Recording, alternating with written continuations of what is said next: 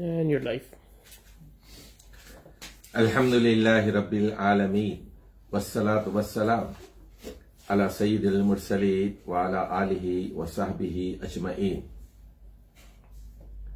مولانا سید ابو العلا المودودی کی کتاب تنقیحات کا مطالعہ جاری ہے اور آج یہ چوتھا دن ہے اور 8واں مضمون ہمارے سامنے ہے اور اس مضمون کا نام ہے اقلیت کا فریب، اقلیت کا فریب، اقلیت کا دھوکہ۔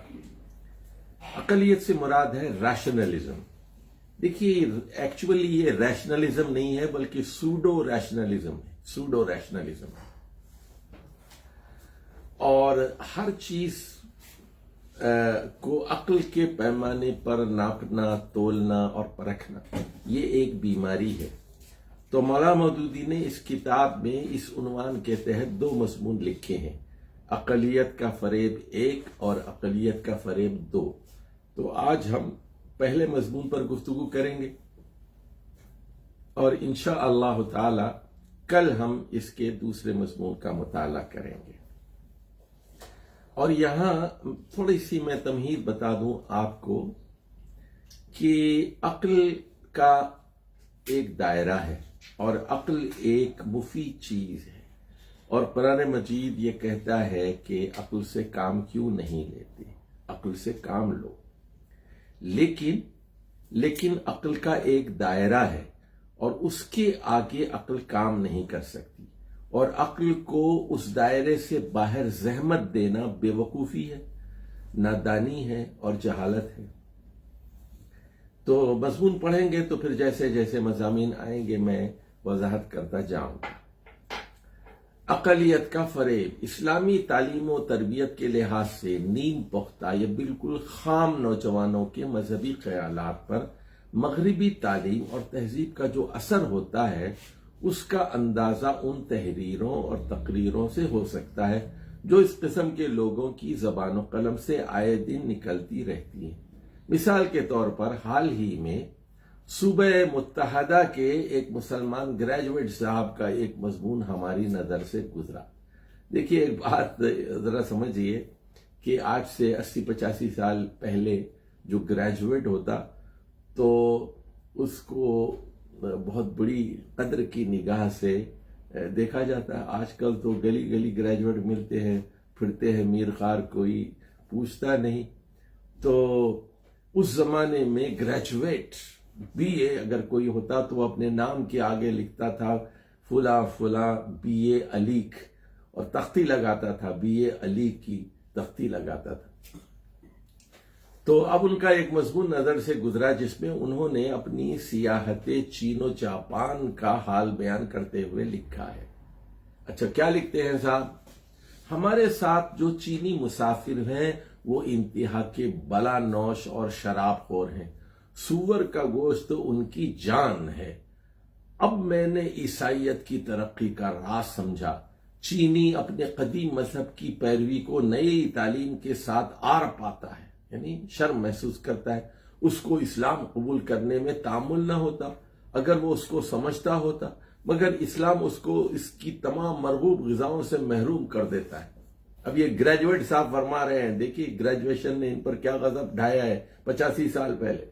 وہ کہہ رہے ہیں کہ اسلام اس کو اس کی تمام مرغوب غذاؤں سے محروم کر دیتا ہے، چاروں ناچار عیسائی ہو جاتا ہے۔ کچھ عجب نہیں کہ آئندہ چین کا سرکاری مذہب عیسائیت ہو جائے۔ میں سور کے گوشت کے معاملے میں بھی اہل یورپ اور اہل چین کے نو مسلموں کے ساتھ ذرا ڈھیل دینا پسند کرتا ہوں۔ اب دیکھیں یہ گریجویٹ صاحب مجتہد بن گئے ہیں، مفتی بن گئے ہیں۔ وہ کہہ رہے ہیں میں سور کے گوشت کے معاملے میں بھی اہل یورپ اور اہل چین کے نو مسلموں کے ساتھ ذرا ڈھیل دینا پسند کرتا ہوں۔ قرآن سے بھی مجھے اس کے قطعی حرام ہونے میں شک ہے، زیادہ بری نیست کہ اہل عرب کے لیے کسی خاص وجہ سے حرام کر دیا گیا ہو، مگر ایسے ممالک میں جہاں اس کے بغیر فمن اضطر غیر باغ ولا عاد ہو جائے تو کیا حرج ہے۔ دیکھ رہے آپ، اب قرآن کا بھی ایک تڑکا لگا رہے ہیں وہ، اور کہہ رہے ہیں شاید عربوں کے لیے کسی خاص وجہ سے حرام کیا گیا ہو، باقی دنیا کے لیے حرام نہیں ہے سور۔ بہرحال قرآن کا یہی ایک حکم ہے جس کی ممانعت عمومی کی علت میری سمجھ میں اب تک نہیں آئی، ورنہ اصولاً میدا اور محرکات اخلاق میں اس قدر بود ہے کہ مذہب ہمارے کھانے کا مینو تیار بھی کر لے تو پھر کوئی وجہ نہیں کہ وہ ہم کو آہن گری، زرگری، خیاطی وغیرہ کا کام بھی کیوں نہ سکھائے۔ میرا خیال یہ ہے کہ دنیا میں اسلام کی ترقی نہ کرنے کا راز اسی میں پنہا ہے کہ وہ آدمی کے تمام حقوق انسانی سلب کر کے اس کو ایک لاشے بے جان اور ایسا بے حس بچہ بنا دیتا ہے کہ وہ اپنی دنیاوی ترقی کی راہیں بھول جاتا ہے، ورنہ مذہب در حقیقت اس قدر ہونا چاہیے جیسا کہ عیسائیوں نے سمجھ رکھا ہے۔ دیکھ رہے ہیں آپ، یہ مغرب زدہ علی گڑھ کے گریجویٹ صاحب آج سے 85 سال پہلے کیا اپنی دانش بگار رہے ہیں۔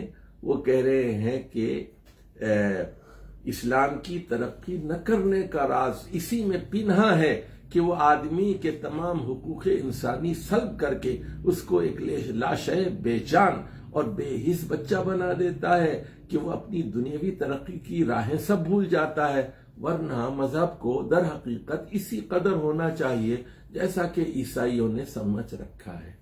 اس کے بعد وہ شنگھائی کے حالات بیان کرتے ہوئے لکھتے ہیں، گریجویٹ صاحب، خدا کی اس بے شمار خلقت کو خوش و خرم و خوشحال دیکھ کر دل گواہی نہیں دیتا کہ یہ تمام کے تمام چند سال کے بعد دوزخ کے ایندھن بنائے جائیں گے۔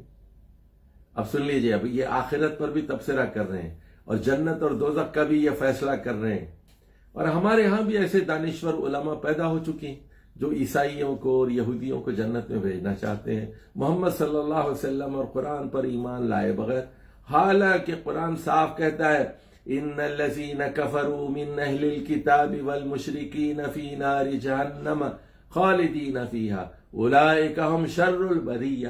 لیکن یہ قرآن کے عالم قرآن کو بھی کہاں استعمال کرتے ہیں، یہ تو اپنی نفس کے مرید ہیں۔ گویا ان کی پیدائش کا یہی ایک مقصد خدا کے پاس رہ گیا ہے۔ اچھا دیکھیے، اب اللہ کے اوپر چوٹ کر رہے ہیں، کہہ رہے ہیں کہ خدا کا ایک ہی مقصد ہے کہ لوگوں کو دوزخ میں ڈالے، پھر وہ سب کے سب الا ماشاء اللہ چند نفوس کے علاوہ اگر بت پرست اور کافر ہیں تو انہوں نے دوزخ میں رکھے جانے کے لیے کیا یہی قصور کیا ہے کہ انہوں نے خدا کی زمین کو معمور کر دیا ہے؟ نہ وہ حاجیوں کو قتل و غارت کرتے ہیں، نہ ان میں قوم لوط کا عمل ہے، نہ وہ کسی کے مال کو ہضم کر لیتے ہیں، اور نہ اس کو جائز کرنے کے لیے تعویلیں کرتے ہیں، خاموشی سے اس زندگی کو بحسن خوبی طے کر رہے ہیں، پھر بھی وہ مستحق دوزخ ہیں۔ آخر کیوں؟ یقیناً مشرکانہ عقیدہ ایک سودائے خام ہے، لیکن یہ تو بتاؤ کہ اگر ایک شخص ایک ہستی کا فطرتاً قائل ہو جاتا ہے جو اس کو مارتی اور جلاتی ہے تو محض اس لیے کہ اس کی ماہیت اس کی سمجھ سے اتنی باہر ہے جتنی ہماری سمجھ سے، یا وہ عربی کو خدا کی زبان نہیں سمجھتا، تم اس کے دشمن ہو اور وہ تمہارا دشمن ہو جاتا ہے؟ مگر نہیں، تمہارے نزدیک یہ سب کچھ ضروری نہیں ہے۔ ضروری تو یہ ہے کہ پائجامہ ایک خاص وضع کا ہو، کرتے کی کاٹ ایسی ہو، فلاں قسم کا کھانا کھائے، منہ پر 4 انگل کی داڑھی ہو، کبھی اپنے ملکی مدرسوں میں قدم نہ رکھے، اس واسطے کہ وہاں مذہب کی زبان اور مذہب کا فن تم کو نہیں سکھایا جاتا۔ یہ ہے دیکھیے گریجویٹ صاحب کے الفاظ۔ جاپان کی بندرگاہ کوبے کے متعلق فرماتے ہیں، 2 گھنٹے تک میں کوبے میں پھرتا رہا، ایک بھیک مانگنے والا مجھ کو نہ ملا اور نہ کوئی پھٹے پرانے کپڑوں میں بدحال ملا۔ یہ ہے اس قوم کی ترقی کا حال جو نہ مذہب کو جانتی ہے اور نہ خدا کو۔ پھر وہ بقول خود موعظہ حسنہ شروع کر دیتے ہیں۔ اب سنیے، گریجویٹ صاحب تقریر فرما رہے ہیں، یاد رکھو کہ احسان اصل دین ہے، اور احسان کسی زبان اور فن کا محتاج نہیں۔ اس کا فطری مقصود یہ ہے کہ ہم آئندہ زندگی میں یا خود اس زندگی میں اپنے اعمال کے جواب دہ ہیں اور ہوں گے۔ یہی دراصل مذہب اسلام ہے۔ اس سے زیادہ جس چیز کا تم نے مذہب نام دے رکھا ہے وہ محض تمہارے نفس کا دھوکہ ہے یا تمہارے دماغ کا خلل ہے۔ جس روز ان دونوں باتوں پر مذہب کو محدود کر دو گے اور اپنی ساری بیڑیاں شریعت کی توڑ ڈالو گے، تم بھی قوموں کے ساتھ بام ترقی پر پہنچو گے، بلکہ یوں کہو کہ تم قوموں میں ضمیر پیدا کر دو گے جن کے ہاتھ سے اگر دنیا نہیں گئی ہے تو آسمانی بادشاہت بھی نہ جائے گی۔ تم خود کوئی قوم نہیں ہو بلکہ قوموں کے مسلح ہو، مگر خدارا اس کے کہنے کا موقع تو نہ دو کہ فلاں قوم برسر اوج ہے، مگر جو ان میں مسلمان ہیں ان کی حالت زبوں ہے، ان کی حالت زبوں ہے، اور یقیناً اس زبونی کا ذمہ دار ان کا عجیب و غریب مذہب ہے۔ اب مولانا مودودی اس گریجویٹ نوجوان کی تحریر پر تبصرہ کرتے ہیں۔ یہ تحریر ہماری نئی تعلیم یافتہ نسل کی عام دماغی حالت کا ایک واضح نمونہ ہے۔ مسلمان کے گھر پیدا ہوئے، مسلم سوسائٹی کے رکن کی حیثیت سے پلے بڑھے، مسلمانوں کے ساتھ معاشرت و تمدن کی بندشوں میں بندھے، اس لیے اسلام کی محبت، مسلمانوں کے ساتھ ہمدردی اور مسلمان رہنے کی خواہش گویا ان کی گھٹی میں پڑی ہے اور ان کے دلوں میں اس طرح بیٹھ گئی ہے کہ اس میں ان کے ارادے اور اپنی عقل و فکری قوتوں کا دخل نہ تھا، مگر قبل اس کے کہ استدراری اور غیر شعوری اسلام کو تعلیم و تربیت کے ذریعے سے اختیاری اور شعوری اسلام بنایا جاتا اور ان میں یہ صلاحیت پیدا کی جاتی کہ وہ اسلامی تعلیمات کو پوری طرح سمجھ کر مسلمان ہوتے اور اسی زندگی میں اس کے احکام و قوانین کو برت کر بھی دیکھ لیتے، انہیں انگریزی مدرسوں اور کالجوں میں بھیج دیا گیا، جہاں ان کے قوائے ذہنی و فکری کی پرورش بالکل غیر اسلامی تعلیم و تربیت میں ہوئی اور ان کے دماغوں پر مغربی افکار اور مغربی تہذیب کے اصول اس طرح چھا گئے کہ ہر چیز کو وہ مغرب کی نظر سے دیکھنے اور ہر مسئلے پر مغربی کے ذہن سے غور کرنے لگے، اور مغربیت کے اس اصطلاح سے آزاد ہو کر سوچنا اور دیکھنا ان کے لیے ناممکن ہو گیا۔ مغرب سے انہوں نے اقلیت کا سبق سیکھا، ریشنلزم۔ اب یہ ہے اصل مضمون، ریشنلزم، مگر خود عقل ان کی اپنی نہ تھی بلکہ یورپ سے حاصل کی ہوئی عقل تھی، اس لیے ان کی اقلیت دراصل فرنگی اقلیت ہو گئی، نہ کہ آزاد اقلیت۔ انہوں نے مغرب سے تنقید کا درس بھی لیا، کرٹیسزم کا، مگر یہ آزاد تنقید کا درس نہ تھا بلکہ اس چیز کا درس تھا کہ مغرب کے اصولوں کو برحق مان کر ان کے معیار پر ہر اس چیز کو جانچو جو مغربی نہیں ہے، لیکن خود مغرب کے اصولوں کو تنقید سے بالاتر سمجھو۔ مغرب تو گویا خدا ہے، وحی ہے، رسول ہے، وہ تنقید سے بالاتر ہے۔ اس تعلیم و تربیت کے بعد جب یہ لوگ کالجوں سے فارغ ہو کر نکلے اور زندگی کے میدان عمل میں انہوں نے قدم رکھا تو ان کے دل اور دماغ میں بعد المشرقین واقع ہو چکا تھا۔ دل مسلمان تھے اور دماغ غیر مسلم، دل مسلمان تھے، دماغ غیر مسلم، رہتے مسلمانوں میں تھے، شب و روز کے معاملات مسلمانوں کے ساتھ تھے، تمدن و معاشرت کی بندشوں میں مسلمانوں کے ساتھ بندھے ہوئے تھے، یعنی مسلمانوں کے ساتھ جمعے کی نماز پڑھتے تھے، عید کی نماز پڑھتے تھے، شادی مسلمانوں سے کرتے تھے اور نکاح کے موقع پر جنازے میں شریک ہوتے تھے، اپنے گرد و پیش مسلمانوں کی مذہبی و تمدنی زندگی کے اعمال دیکھ رہے تھے، ہمدردی و محبت کے رشتے مسلمانوں سے وابستہ تھے، مگر سوچنے اور سمجھنے اور رائے قائم کرنے کی جتنی قوتیں تھیں وہ سب مغربی سانچوں میں ڈھلی ہوئی تھیں، جن سے نہ اسلام کا کوئی قاعدہ مطابقت رکھتا تھا اور نہ مسلمانوں کا کوئی عمل۔ اب انہوں نے مغربی معیار کے مطابق اسلام اور مسلمانوں کی ہر چیز پر تنقید شروع کی اور ہر اس چیز کو غلط، قابل ترمیم سمجھ لیا جسے اس معیار کے خلاف پایا، خواہ وہ اسلام کے اصول و فروع میں سے ہو یا محض مسلمانوں کا عمل ہو۔ دیکھیے کہ آپ جب غور و فکر کرتے ہیں ایک مسلمان کی حیثیت سے، ایک صاحب ایمان آدمی کی حیثیت سے، آپ قرآن پر تنقید نہیں کرتے، آپ صحیح احادیث پر تنقید نہیں کرتے، لیکن اپنے رسومات پر، اور اپنے کلچر پر اور مسلمانوں کے طرز عمل پر تنقید کرتے ہیں کہ میرا عمل غلط ہے۔ ان میں سے بعض نے تحقیق حال کے لیے کچھ اسلام کا مطالعہ بھی کیا، مگر تنقید و تحقیق کا معیار وہی مغربی تھا۔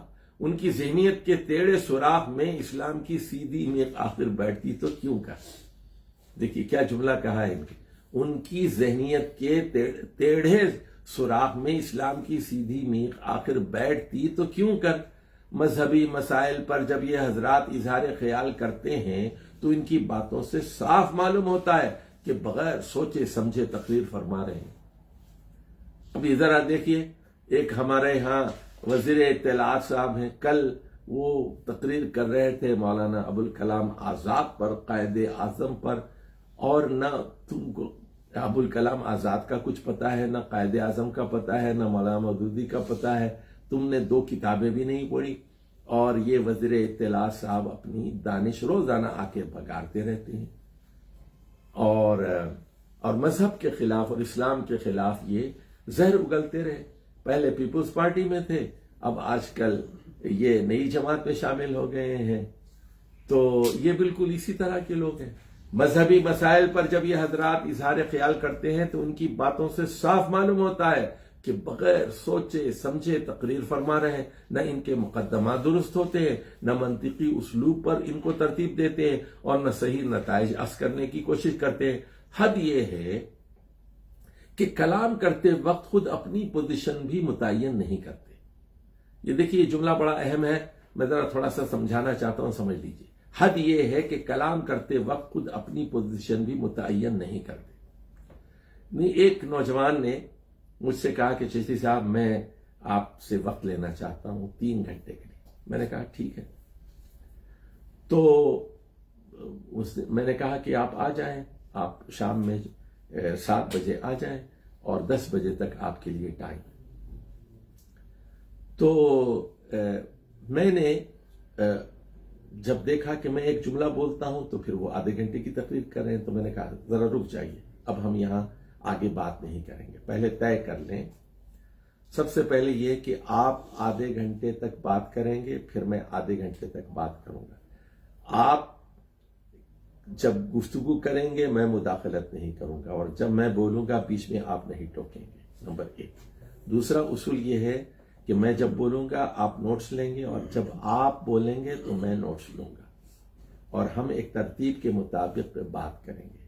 تیسری بات یہ ہے، آپ پہلے یہ بتائیے کہ آپ جو سوالات کر رہے ہیں ایک مسلمان کی حیثیت سے کر رہے ہیں؟ کیا آپ محمد صلی اللہ علیہ وسلم کو نبی مان کر یہ سوال کر رہے ہیں؟ کیا آپ قرآن اور صحیح احادیث کو مانتے ہیں، ثابت شدہ احادیث کو مانتے ہیں، یا آپ غیر مسلم کی حیثیت سے یہ سوال کر رہے ہیں؟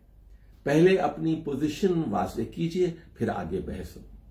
لیکن پھر وہ یہی ہوا کہ 2 منٹ کی میں بات کرتا تھا، مداخلت کرتے تھے۔ میں نے کہا میں آپ سے بات نہیں ہو سکتی، آپ جو ہے آپ سے بات نہیں ہو سکتی، مکالمہ نہیں ہو سکتا، ڈائلاگ نہیں ہو سکتا، اس لیے کہ آپ سننا ہی نہیں چاہتے اور اپنی پوزیشن کو واضح بھی نہیں کرتے۔ تو مولانا مودودی کہتے ہیں حد یہ ہے کہ کلام کرتے وقت خود اپنی پوزیشن بھی متعین نہیں کرتے، ایک ہی سلسلہ کلام میں مختلف حیثیتیں اختیار کر جاتے ہیں۔ ابھی ایک حیثیت سے بول رہے تھے کہ دفعتاً ایک دوسری حیثیت اختیار کر لی اور اپنی پچھلی حیثیت کے خلاف بولنے لگے۔ لوس تھنکنگ، سستی فکر ان کے مذہبی ارشادات کی نمایاں خصوصیت ہے۔ مذہب کے سوا دوسرے جس مسئلے پر بھی بولیں گے ہوشیار اور چوکنے ہو کر بولیں گے، کیونکہ وہاں اگر کسی قسم کی بے ضابطگی ہو گئی تو جانتے ہیں کہ اہل علم کی نگاہ میں کوئی وقت باقی نہ رہے گی۔ لیکن مذہب چونکہ ان کی نگاہ میں کوئی اہمیت نہیں رکھتا، اس کو وہ اتنا وزن ہی نہیں دیتے کہ اس پر کلام کرتے وقت اپنے دماغ پر زور دینا ضروری سمجھیں، اس لیے وہ یہاں بالکل بے فکری کے ساتھ ڈھیلی ڈھالی گفتگو فرماتے ہیں۔ اب دیکھیے مولانا کی اردو ذرا غور فرمائیے اور ان کا ادبی اسلوب، وہ بالکل بے فکری کے ساتھ ڈھیلی ڈھالی گفتگو فرماتے ہیں، گویا کھانا کھا کر آرام کرسی پر دراز ہیں اور محض تفریح کے طور پر بول رہے ہیں، جس میں ضوابط کلام کو ملحوظ رکھنے کی کوئی حاجت ہی نہیں۔ دوسری بات جو ان کی تحریروں میں نمایاں نظر آتی ہے وہ خیالات کی سطحیت ہے اور معلومات کی کمی ہے۔ مذہب کے سوا کسی اور مسئلے میں وہ اتنی کم معلومات اور اس قدر کم غور و فکر کے ساتھ بولنے کی جرات نہیں کر سکتے، کیونکہ وہاں اگر تحقیق کے بغیر ایک کلمہ منہ سے نکل جائے تو آبرو جاتی رہے، لیکن مذہب کے معاملے میں وہ تحقیق اور مطالعے اور غور و فکر کو ضروری نہیں سمجھتے۔ سرسری طور پر جو کچھ معلوم ہو گیا اسی پر رائے قائم کر لی اور بے تکلف اس کو بیان کر دیا، اس لیے کہ کسی گرفت کا یہاں خوف ہی نہیں۔ گرفت اگر کرے گا تو مولوی کرے گا، اور مولوی کے متعلق یہ بات پہلے ہی اصول موضوعہ کے طور پر داخل مسلمات ہو چکی ہے کہ وہ تاریخ خیال، دقیانوسی اور تنگ نظر ہوتا ہے۔ تو یہ ہے ہمارے جدید تعلیم یافتہ افراد کا مسئلہ کہ اسلام کا مطالعہ کیے بغیر اور وہ اسلام پر رائے زنی کرنا چاہتے ہیں اور مغرب کی آنکھوں سے ہر چیز کو دیکھنا چاہتے ہیں۔ یہ الگ بات ہے کہ خود مسلمانوں کے اندر اور دیندار طبقے کے اندر کمزوریاں پائی جاتی ہیں، لیکن اس کا یہ مطلب نہیں ہے کہ آپ اپنے نشتر خود اسلام پر اور قرآن اور احادیث صحیحہ پر چلائیں۔ فاضل مولانا مودودی کہتے ہیں فاضل مضمون نگار کی زیر نظر تحریر چشم بددور ان دونوں خصوصیات کی حامل ہے۔ سب سے پہلے تو ان کے مضمون سے یہی نہیں معلوم ہوتا کہ وہ مسلم کی حیثیت سے کلام کر رہے ہیں یا غیر مسلم کی حیثیت سے۔ اسلام کے متعلق گفتگو کرنے والے کی دو ہی حیثیتیں ہو سکتی ہیں، مسلم ہوگا یا غیر مسلم۔ جو شخص مسلم کی حیثیت سے کلام کرے گا، عام اس سے کہ وہ خوش عقیدہ آرتھوڈاکس ہو یا آزاد خیال یا اصلاح طلب، بہرحال اس کے لیے لازم ہوگا کہ دائرہ اسلام کے اندر رہ کر کلام کرے، یعنی قرآن کو منتہائے کلام، فائنل اتھارٹی سمجھے اور اصول دین و قوانین شریعت کو تسلیم کرے جو قرآن نے مقرر کیے ہیں، کیونکہ اگر وہ قرآن کو سند نہ مانے گا اور کسی ایسی بات میں کلام کی گنجائش سمجھے گا جو قرآن سے ثابت ہو تو وہ دائرہ اسلام سے باہر نکل آئے گا، اور اس دائرے سے نکلنے کے بعد اس کی مسلمانہ حیثیت باقی ہی نہیں رہے گی کہ اس میں کلام کر سکے۔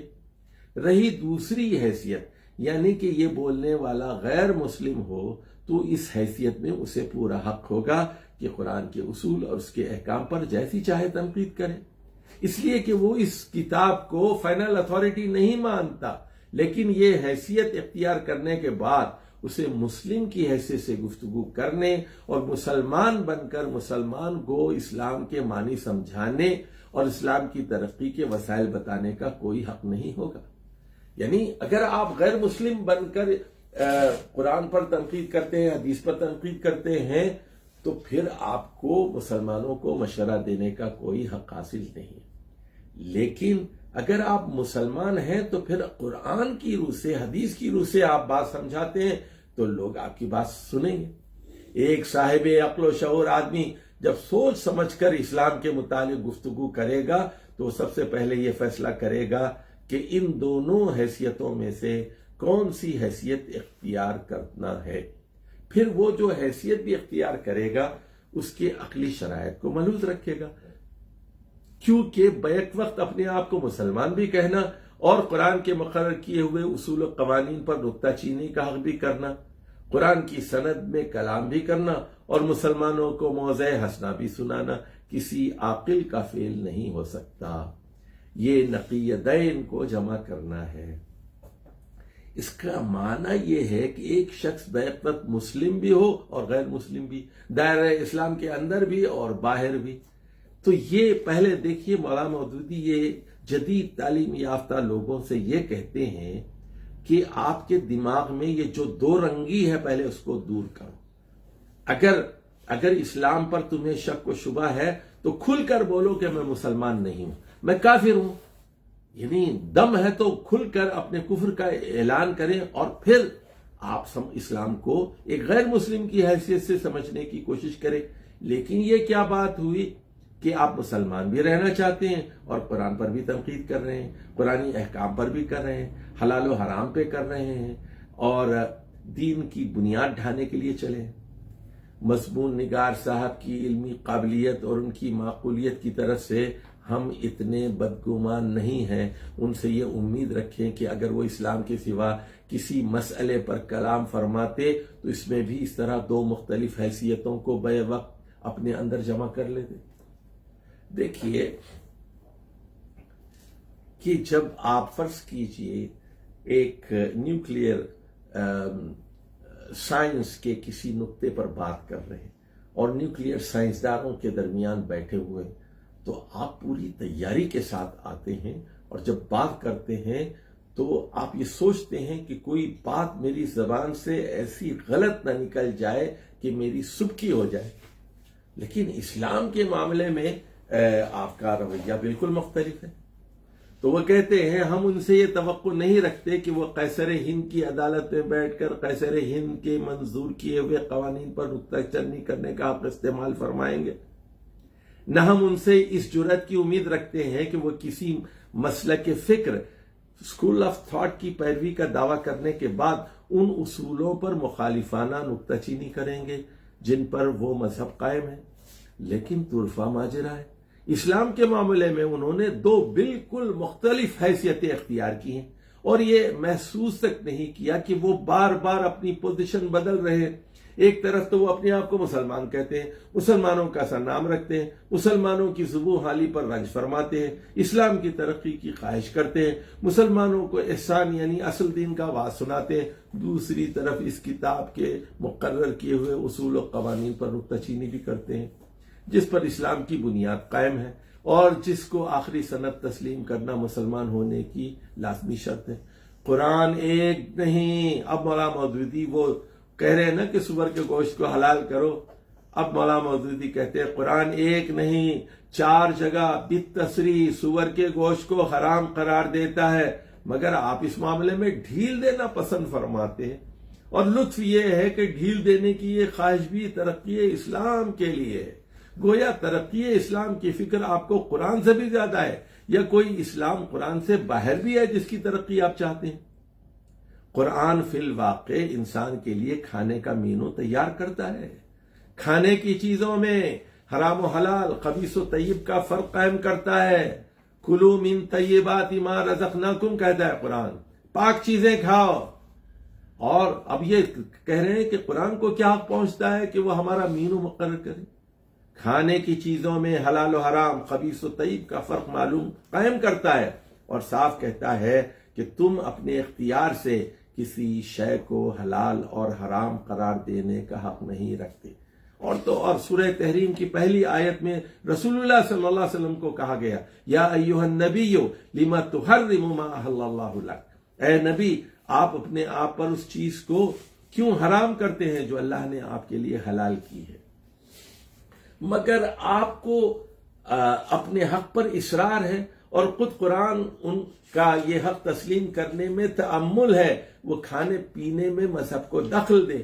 قرآن مذہب کو ان حدود میں نہیں رکھتا جن میں سینٹ پال کے متبعین نے اس کو محدود کیا ہے، نہ کہ حضرت عیسیٰ علیہ السلام نے. یعنی وہاں عیسائیت میں تو مذہب کو محدود کر دیا گیا ہے. وہ لباس، اکل و شرب، نکاح ہو، طلاق، وراثت، لین دین، سیاست، عدالت، تعزیرات وغیرہ کے قوانین وضع کرتا ہے. مگر آپ اس قسم کی قانون سازی کو غلط سمجھتے ہیں، اس کو ترقی اسلام میں مانع قرار دیتے ہیں، اس پر الزام رکھتے ہیں وہ انسان کو ایک لاشعِ بے جان اور بے بس بچہ بنا دیتا ہے، اور تجویز کرتے ہیں کہ مذہب اسی قدر ہونا چاہیے جس قدر عیسائیوں اور پولوسیوں نے سمجھا ہے. قرآن نے خود قوانین شریعت بنائے ہیں اور ان کو حدود اللہ سے تعبیر کر کے ان کی پابندی کا حکم دیا ہے، مگر آپ شریعت کے ان حدود کو بیڑیوں سے تعبیر کرتے ہیں. یہ ہیں گریجویٹ صاحب آج سے 80 سال پرانے، اور سینٹ پال کی طرح مذہب کی توسیع و ترقی کے لیے ضروری سمجھتے ہیں کہ ان بیڑیوں کو توڑ ڈالا جائے. قرآن کے نزدیک ایمان نجات کی پہلی اور لازمی شرط ہے، اور جو لوگ خدا پر ایمان نہیں رکھتے ان کے متعلق وہ بالفاظ صریح کہتا ہے کہ وہ دوزخ کا ایندھن بنائے جائیں گے، خواہ وہ بے شمار ہوں یا شمار میں آ جائے. خوشحال ہوں یا بدحال، مگر آپ کا یہ حال ہے کہ کافروں اور بت پرستوں کی بے شمار خلقت کو خوش و خرم خوشحال دیکھ کر آپ کا دل گواہی نہیں دیتا کہ چند سال کے بعد وہ سب دوزخ کا ایندھن بنائے جائیں گے۔ اور یہی ہمارے پاکستان میں بھی ایک دانشور ہیں جو اپنے آپ کو بہت ہی معقول سمجھتے ہیں، اور وہ کہتے ہیں کہ عیسائی اور یہودی وہ دوزخ کا ایندھن نہیں بنیں گے، اور آپ کی سمجھ میں نہیں آتا کہ انہوں نے خدا کی زمین کو معمور کر دینے کے سوا اور کون سا قصور کیا ہے۔ سوال یہ ہے، قرآن سے اتنا کھلا ہوا اختلاف رکھتے ہوئے آپ مسلمان کیسے رہ سکتے، اور مسلمان ہوتے ہوئے قرآن سے اختلاف کیوں کر سکتے ہیں؟ اگر آپ مسلمان ہیں تو قرآن سے اختلاف نہ فرمائیے، اور اگر قرآن سے اختلاف کرنا چاہتے ہیں تو دائرہ اسلام سے باہر کھڑے ہو کر اختلاف کیجیے۔ دیکھیے مولانا بالکل صاف بات کرتے ہیں، ایمان پیدا کرو، ایمان پیدا کرو، یا تو اسلام کے باہر کھڑے ہو کر بات کرو یا اسلام کے اندر قرآن اور حدیث کی روشنی میں بات کرو۔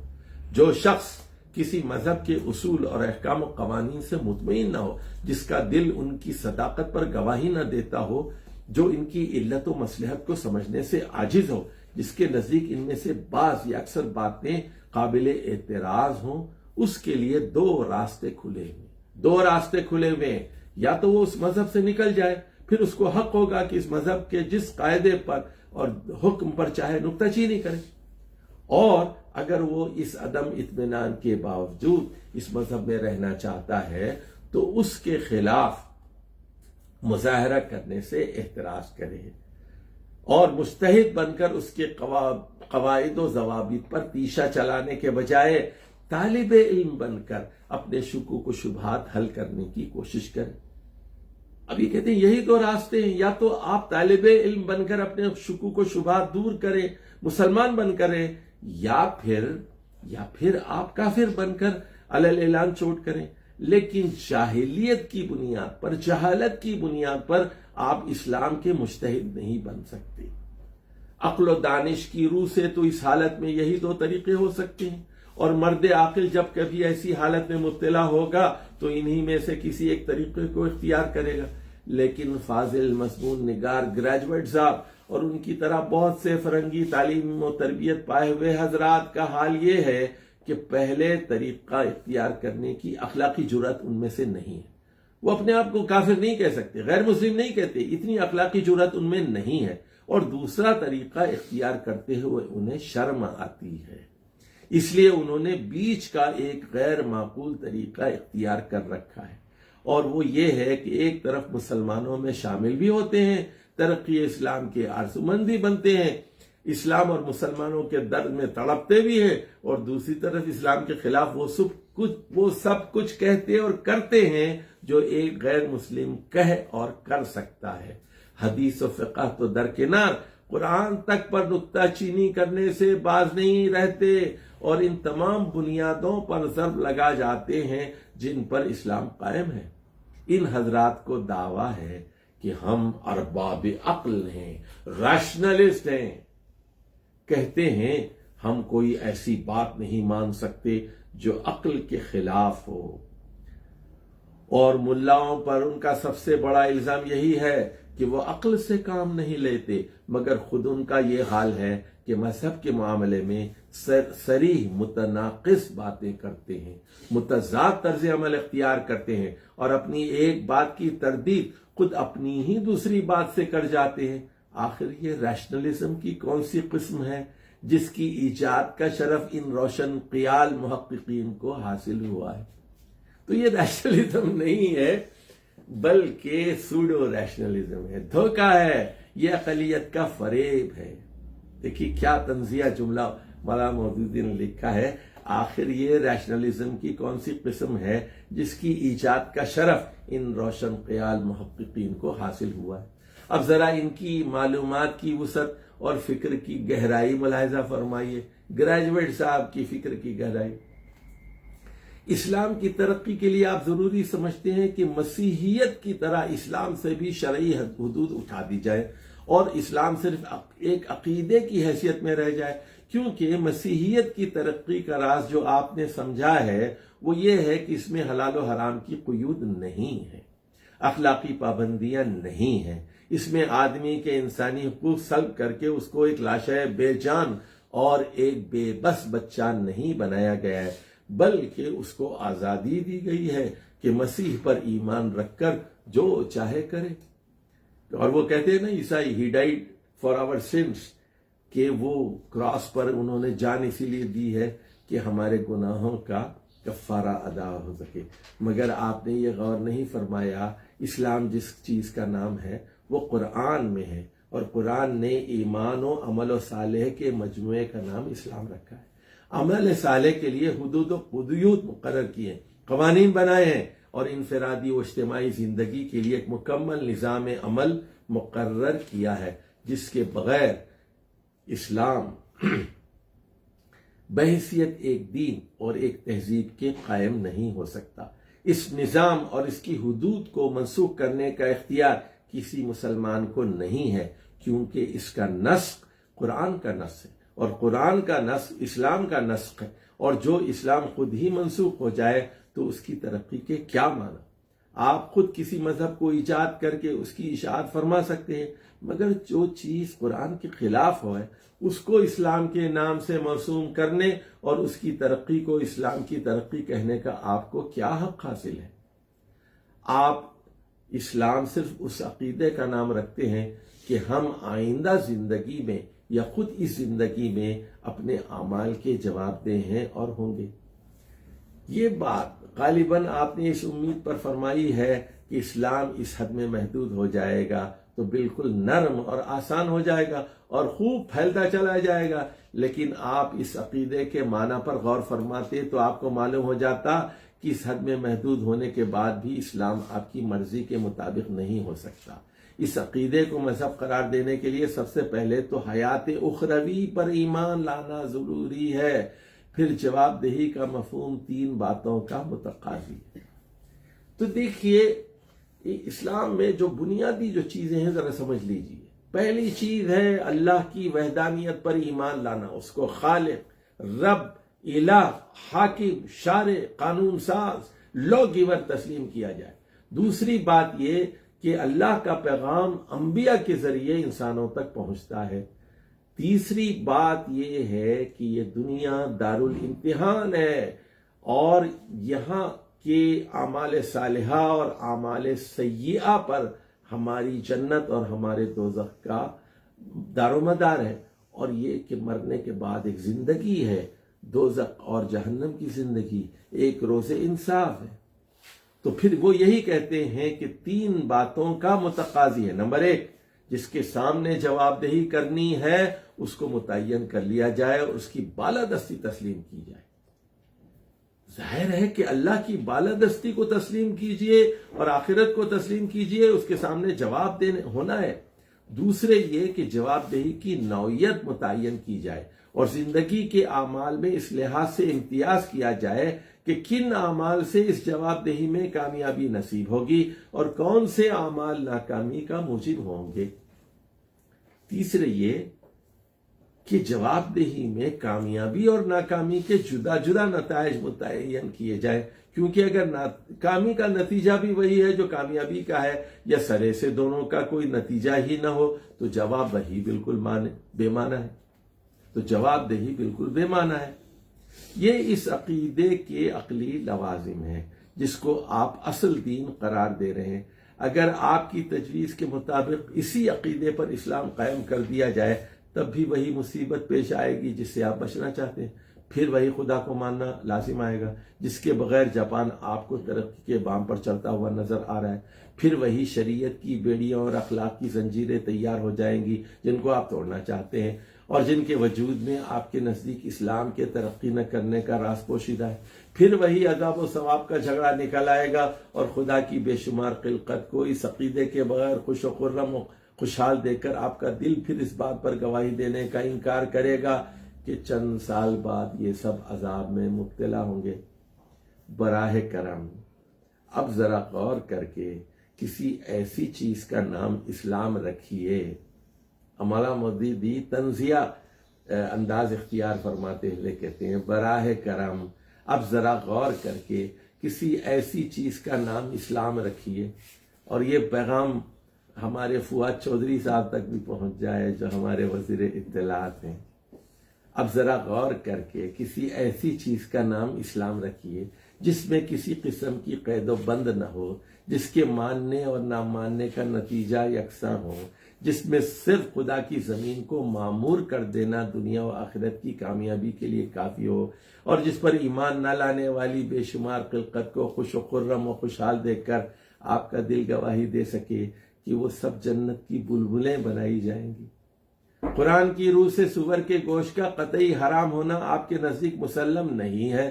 آپ شک فرماتے ہیں کہ شاید اہل عرب کے لیے کسی خاص وجہ سے حرام کر دیا گیا ہوگا، لیکن اگر آپ اس رائے کو ظاہر کرنے سے پہلے قرآن کھول کر پڑھ لیتے تو اس شک کی تحقیق ہو جاتی۔ اس کتاب میں صاف لکھا ہوا ہے، قُلْ لَا أَجِدُ مَا أُوحِيَ إِلَيَّ مُحَرَّمًا عَلَىٰ طَاعِمٍ يَطْعَمُهُ إِلَّا أَن يَكُونَ مَيْتَةً أَوْ دَمًا مَّسْفُوحًا أَوْ لَحْمَ خِنزِيرٍ فَإِنَّهُ رِجْسٌ أَوْ فِسْقًا أُحِلَّ لِغَيْرِ اللَّهِ بِهِ فَمَنِ اضْطُرَّ غَيْرَ بَاغٍ وَلَا عَادٍ فَإِنَّ رَبَّكَ غَفُورٌ رَحِيمٌ۔ اے محمد صلی اللہ علیہ وسلم، اعلان کر دیجئے میرے پاس جو وحی آئی ہے یا مجھ پر جو وحی کی گئی ہے اس میں تو میں کوئی ایسی چیز نہیں پاتا جو کسی کھانے والے پر حرام ہو، الا یہ کہ وہ میتہ ہو، مردار ہو، او دمم مسفوحا یا بہایا ہوا خون ہو، یا پھر لحم خنزیر ہو، سور کا گوشت ہو، یا یہ سب ناپاک ہے، فسق ہے کہ اور یا پھر اللہ کے سوا کسی اور کے نام پر ذبح کیا ہوا۔ یہ چار صورتیں ہیں۔ اس کے بعد قرآن کہتا ہے فَمَنِ اضْطُرَّ غَيْرَ بَاغٍ وَلَا عَادٍ فَإِنَّ رَبَّكَ غَفُورٌ رَحِيمٌ۔ لیکن جو شخص مجبوری کی حالت میں ان میں سے کوئی چیز کھا لے بغیر اس کے کہ وہ نافرمانی کا ارادہ رکھتا ہو، بغیر اس کے کہ وہ حد ضرورت سے تجاوز کرے، تو یقیناً تمہارا رب درگزر سے کام لینے والا ہے، رحم فرمانے والا ہے۔ دیکھیے یہاں 3 شرطیں عائد کر دی گئی۔ ایک تو ہے استقرار کی، فمن اضطر، دوسرا ہے غیر باغ، اور تیسری شرط ہے غیر عاد، یعنی حالت استقراری ہو تب حرام حلال ہوتا ہے، اور دوسری چیز یہ ہے کہ وہ باغی نہ ہو، نافرمانی کا ارادہ نہ ہو، اللہ کا باغی نہ ہو، اور تیسری یہ کہ وہ حد سے تجاوز کرنے والا نہ ہو۔ جان بچانے کے لیے جس قدر ضروری ہے وہ استعمال کیا جائے گا۔ اس آیت میں سور کے گوشت کو ہر طائم یعنی کھانے والے کے لیے حرام قرار دیا گیا ہے، اور حرمت کی علت یہ قرار دی گئی ہے وہ رجس ہے، ناپاک ہے۔ کیا یہاں طائم سے مراد عرب کا طائم ہے؟ عرب کا کھانے والا ہے؟ اور کیا ایک ہی چیز عرب کے لیے رجس ناپاک اور غیر عرب کے لیے طیب و طاہر ہو سکتی ہے؟ اور کیا اس طریقے سے آپ مردار کھانے والوں کے لیے بھی ذرا ڈھیل دینا پسند فرمائیں گے؟ آپ سور کے معاملے میں ڈھیل چاہتے ہیں تو خود اپنی طرف سے دیجئے، مگر قرآن کے صریح الفاظ کے خلاف آپ کو یہ کہنے کا کیا حق ہے کہ قرآن سے اس کی قطعی ممانعت مشکوک ہے؟ آج کل کے نئے مجتہدین نے اجتہاد کے جو اصول وضع کیے ہیں ان میں سے ایک یہ بھی ہے کہ اسلام کے جس حکم کی خلاف ورزی کرنا چاہتے ہیں اس کے متعلق بلا تکلف کہہ دیتے ہیں کہ یہ خاص عرب کے لیے تھا، خواہ قرآن میں اس تخصیص کے طرف کوئی ذرا سا اشارہ بھی نہ ہو اور تخصیص کے لیے وہ کوئی عقلی و نقلی دلیل نہ رکھتے ہوں۔ اگر یہی سلسلہ جاری رہا تو بعید نہیں کہ ایک روز قرآن ہی کو اہل عرب کے لیے مخصوص کر دیا جائے۔ فَمَنِ اضْطُرَّ غَيْرَ بَاغٍ وَلَا عَادٍ سے استدلال تو اتنا لطیف ہے کہ صاحب سفر نامہ کے علم و فضل کی داد دینے کو جی چاہتا ہے۔ غالباً اس آیت کا ترجمہ انہوں نے یہ کیا ہوگا، جب سور کا گوشت کھانے کو بے اختیار جی چاہے کھا لو، مگر باغ میں بیٹھ کر نہ کھانا اور نہ اس کی عادت ڈالنا۔ دیکھیے ہمارا مودودی اپنی طنز کی کاٹ سے اس کو بالکل بے زبان کر دیتے ہیں۔ سور کے گوشت کے معاملے میں اہل یورپ اور اہل چین کے ڈھیل دینے کی گنجائش اس آیت سے وہی شخص نکال سکتا ہے جو نہ استرار کے معنی جانتا ہے، نہ باغی کے مفہوم کو سمجھتا ہے، اور نہ عادی کا، ورنہ جاننے والے کے لیے اتنی جرات کرنا بہت مشکل ہے۔ آیت کا مفہوم یہ نہیں ہے کہ جن لوگوں کو مردار خوری یا خون آشامی کا چسکا لگا ہو، یا جو لوگ سور کے گوشت پر جان دیتے ہوں، یا جن کے ہاں وما اہل بہ لغیر اللہ کے کھانے کا عام دستور ہو، وہ سب مجبوریوں میں داخل ہو۔ اگر ایسا ہوتا تو تحریم کا حکم ہی بے معنی ہو جاتا، کیونکہ اگر تحریم ان لوگوں کے لیے تھی جو ان چیزوں کے خوگر تھے تو استثناء سے فائدہ اٹھا کر وہ اپنی عادت کے مطابق انہیں کھاتے رہتے، اور اگر تحریم ان لوگوں کے لیے تھی جو خود ہی ان سے مشتنق تھے تو ان کے لیے اس حکم کی ضرورت ہی نہیں تھی۔ استرار، مجبوری کے ساتھ غیر باغ ولا عاد کی شرط لگا کر جو استثناء کیا گیا ہے، اس کا مفہوم تو یہ ہے کہ جو شخص بھوک سے مر رہا ہو اور حرام چیز کے سوا کوئی چیز اس کو نہ ملتی ہو، وہ محض جان بچانے کے لیے حرام چیز کھا سکتا ہے، لیکن بشرطے کہ حد رخصت سے تجاوز نہ کرے، یعنی جان بچانے کے لیے جتنی مقدار ناگزیر ہو اس سے زیادہ نہ کھائے، اور حدود اللہ کے توڑنے کی خواہش اس کے دل میں نہ آنے پائے۔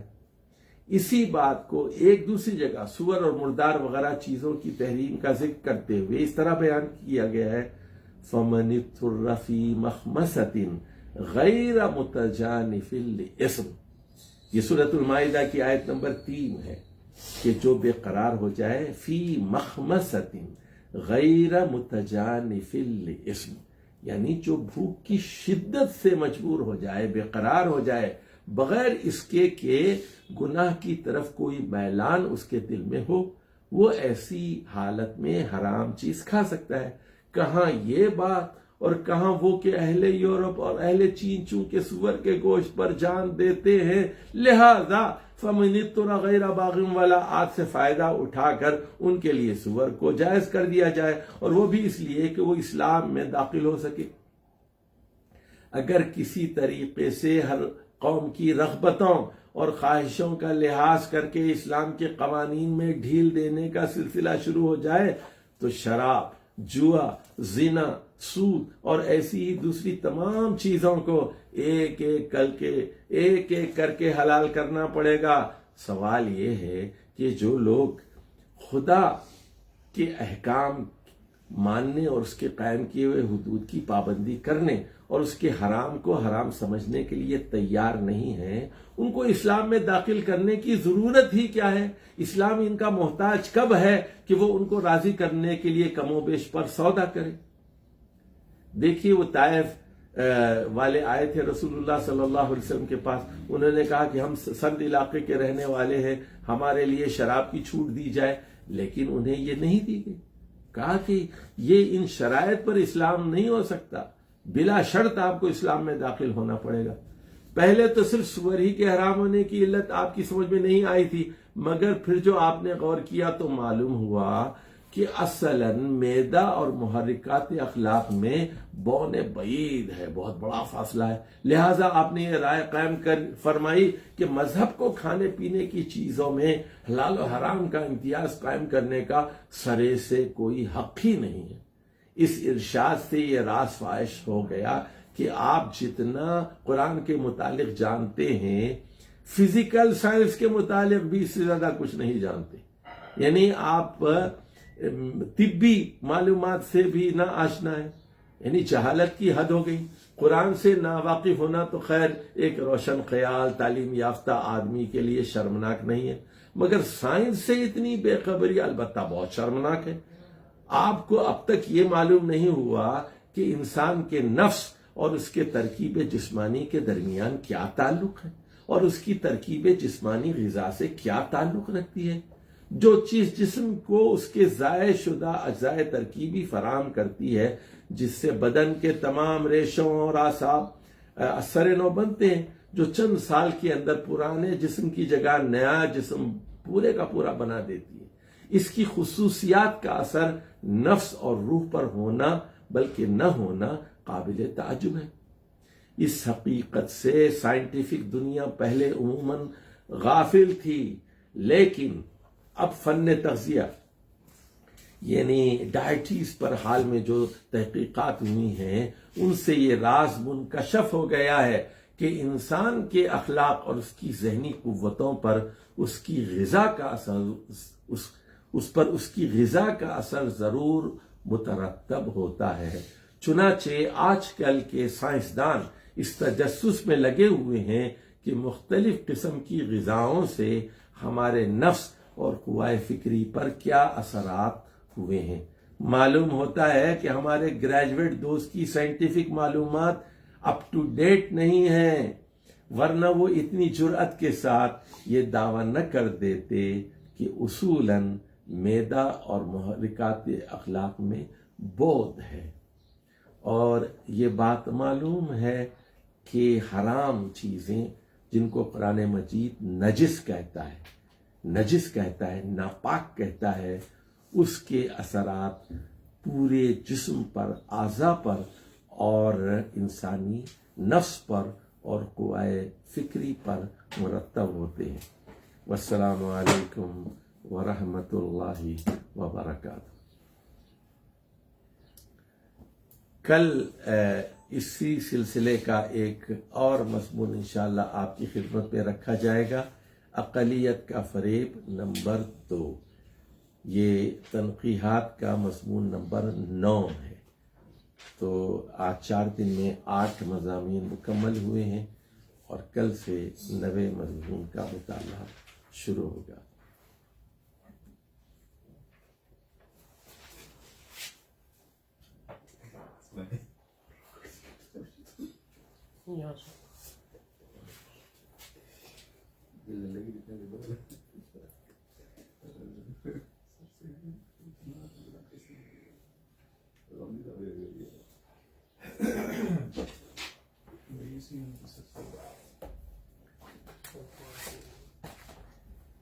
راشد صدیقی صاحب نے تبصرہ کیا ہے کہ یہ سلیم ثانی نہیں ہے بلکہ سلیم ثالث ہے۔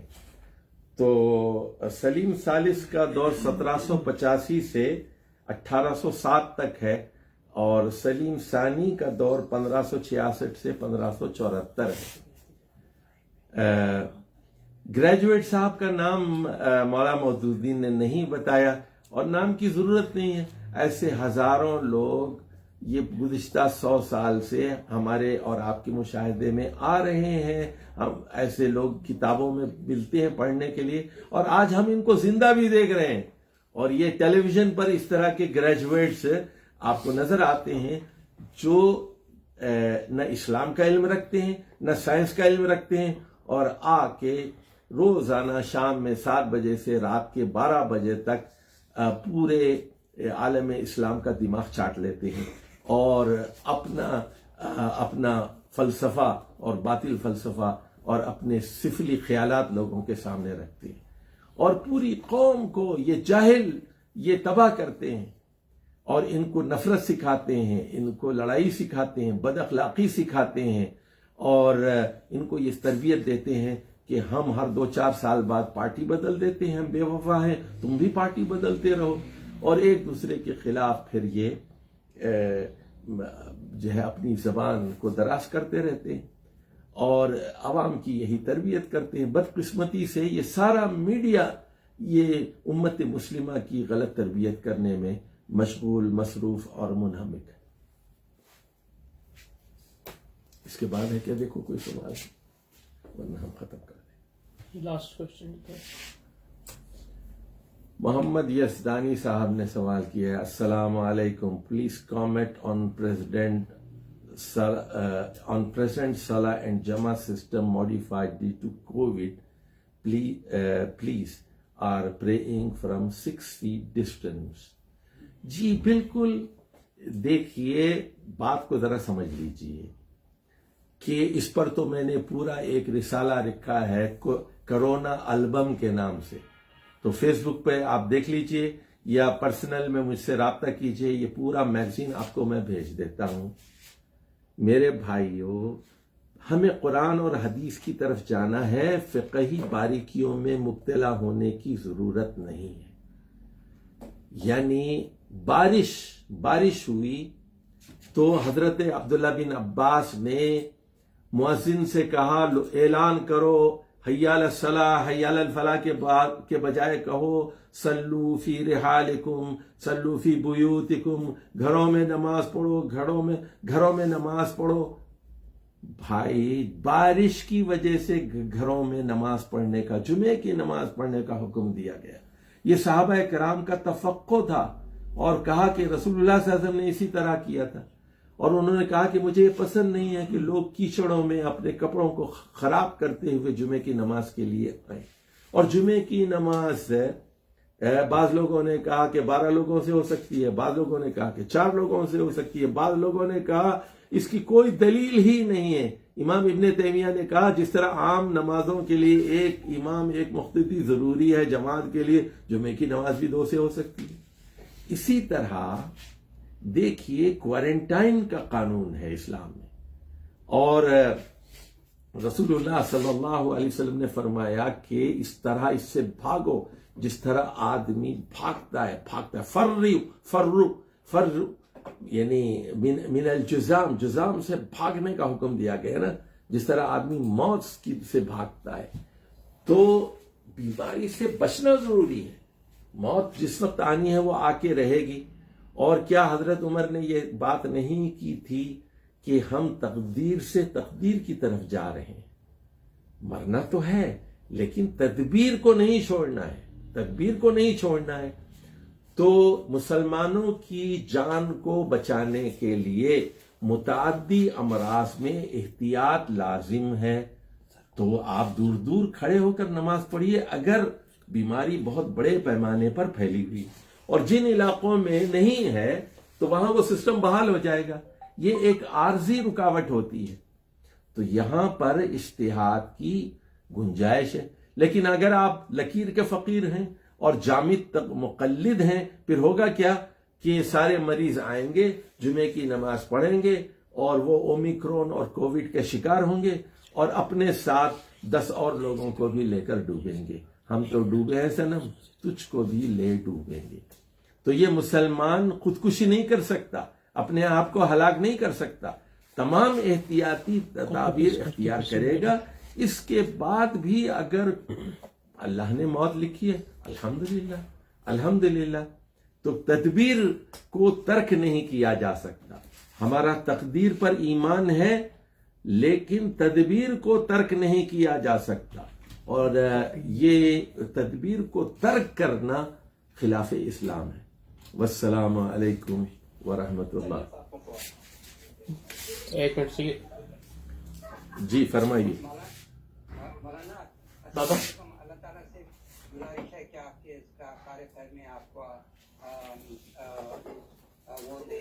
میں یہاں امریکہ سے بول رہا ہوں، 30 سال 40 سال ہو گئے ہیں مجھے امریکہ میں رہتے ہوئے۔ یہاں پہ اسلام کا کام ہو رہا ہے، اللہ سے دعا ہے کہ اس میں اور برکت دے، لیکن بعض کنسرنس بھی ہیں جو میں آپ سے بات کرنا چاہتا ہوں۔ تو اس میں یہ ہے کہ یہاں پہ یہ چند عیسائی گروپ ایسے ہیں جو ایکس مسلم جو ملحد ہو گئے ہیں مسلمان، ان سے گٹھ جوڑ کے انہوں نے 2 قسم کا اٹیک کر رہے ہیں۔ اس میں ایک ہے کہ حضور صلی اللہ علیہ وسلم کی شخصیت پہ حملہ کرنا، اور قرآن شریف کی ان کی اپنی طور پہ ایکسپلینیشن دینا۔ یہ 2 چیزوں پہ کام کر رہے ہیں، اور ان کی تعداد کئی ملینوں میں ہے۔ یہاں امریکہ میں بھی ہے، یورپ میں بھی ہے، اور آسٹریلیا میں بھی ہے۔ تو ان کا یہ پروپیگنڈا جو اسٹرانگ چل رہا ہے، اس کو ہم کیسے نہیں بٹیں گے؟ اس پہ جو ہے آپ ذرا تبصرہ کریں، بہت مہربانی۔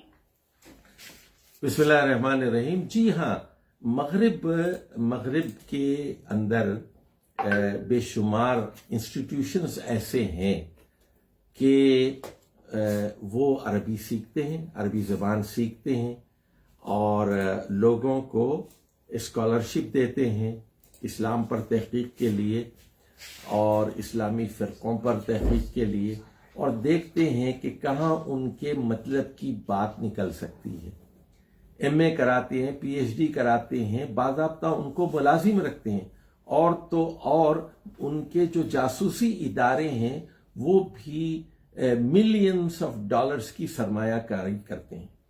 جو بڑی بڑی یونیورسٹیز ہیں اس کے اندر فنڈنگ کرتے ہیں اور ان سے کہتے ہیں کہ اس پر ریسرچ کراؤ. تو یہ ایک چیلنج ہے. اس کا جواب میں نے کل بھی دیا تھا کہ ہماری ضرورت ہے کہ ہم مغرب میں اپنی یونیورسٹیز قائم کریں. ابھی تک آپ کا جو کام ہے وہ مسجدوں اور قبرستانوں اور اسلامک اسکولز تک کے، اور وہ بڑا اچھا کام ہے، لیکن ابھی 2 بڑے کام کرنے ہیں. آپ کو یونیورسٹیز قائم کرنی ہے اور آپ کو فائنینشیل انسٹیٹیوشنز قائم کرنے ہیں جو سود سے پاک ہوں. اچھا، جو یونیورسٹیز ہیں وہاں آپ پہلے دن سے عربی زبان کو ایک لازمی سبجیکٹ کے طور پر پڑھائیں گے، اس لیے کہ یہ آخری وحی کی زبان ہے. قرآن پر گہری نظر ہو، قرآن پر گہری نظر ہو.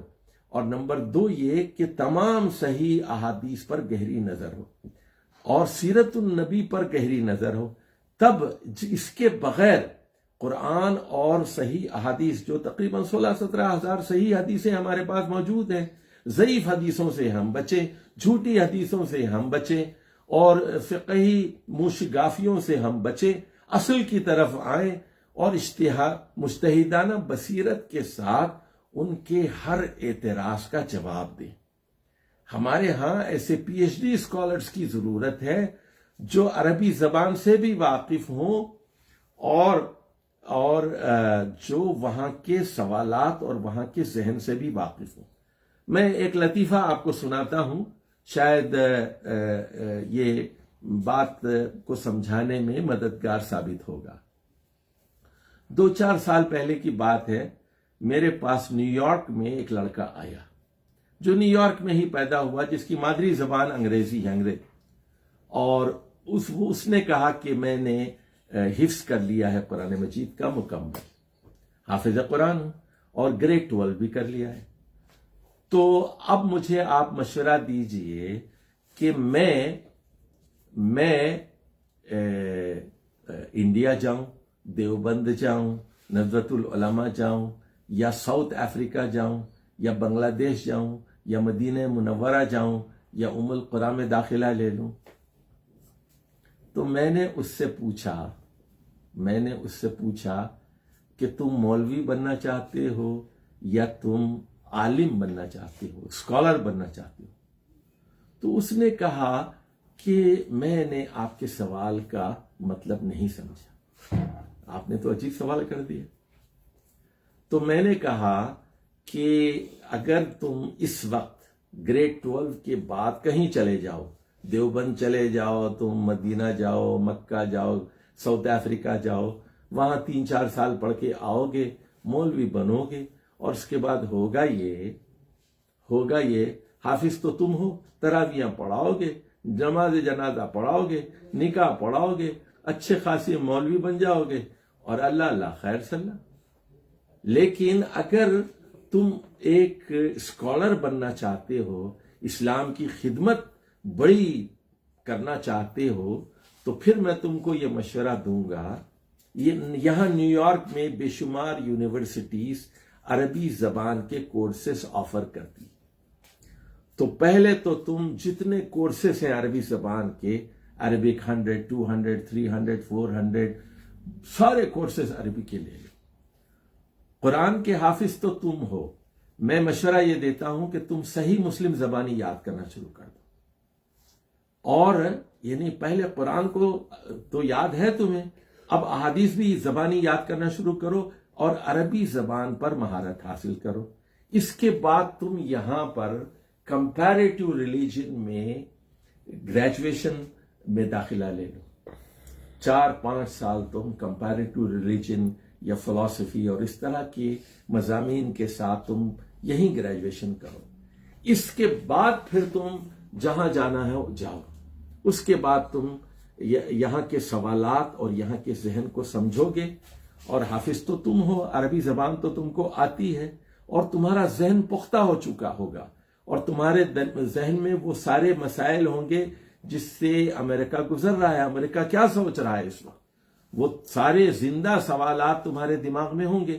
اس کے بعد تم دیوبند جاؤ، ساؤتھ افریقہ جاؤ، یا مدینہ جاؤ، یا ام القریٰ جاؤ، تو پھر وہاں کے استادوں سے تم وہ سوال کر سکو گے اور تم پھر اسلام کے ایک بہت بڑے خادم بن سکو گے اور امریکہ کا تم جواب دے سکو گے، امریکہ کی آنکھوں میں آنکھیں ڈال کر دیکھ سکو گے۔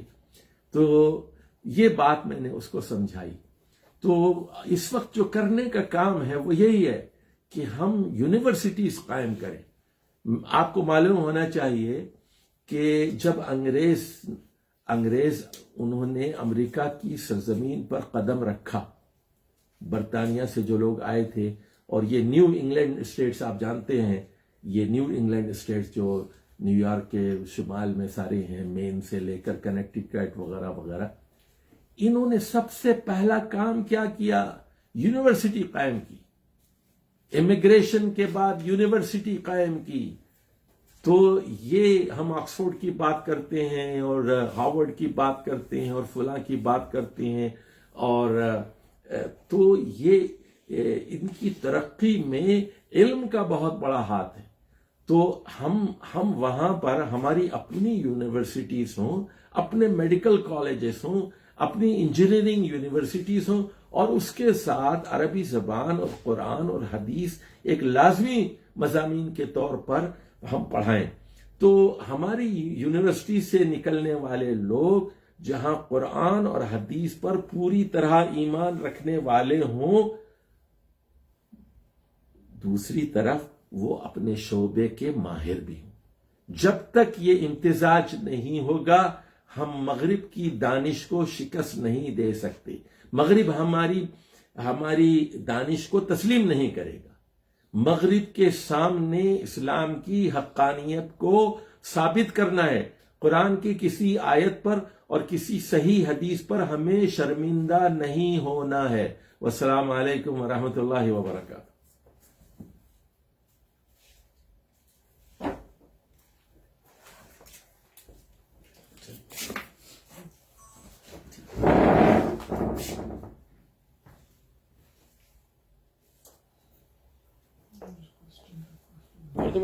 بند کر۔